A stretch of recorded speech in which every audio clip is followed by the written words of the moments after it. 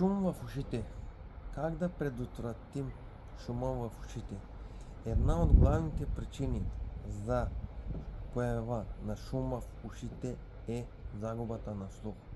Сега, аз ви давам един пример. От 10 години работя с машини, които произвеждат шум. И от 10 години ползвам антифони или слушалки им викам аз. Хора, в България видях толкова много хора, които режат дърва с щил машинки, храсторези, други бензинови машини, с които работят по улиците, от чистотата напред-назад. Никой не му дреми за слуха. Никой не може да осъзнае, че ежедневната употреба на машини причинява загуба на слух.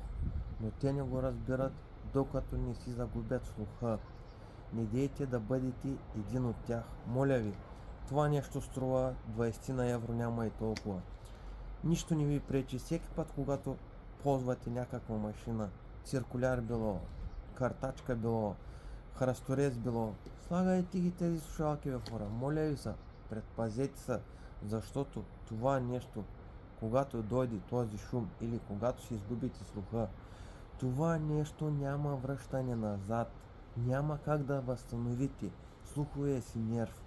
Разбирате ли ме? При някои може да е супер лошо. При някои хора може да е по-добро. Но момента, в който това се появи, е необратимо. Така де, за всички, които следват видеята, исках да дам този съвет да си ползват слушалките.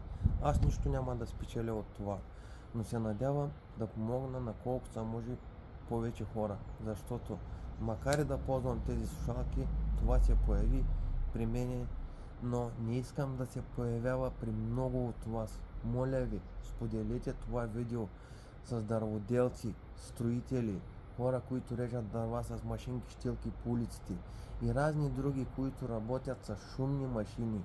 Искам да си предпазвате слуха.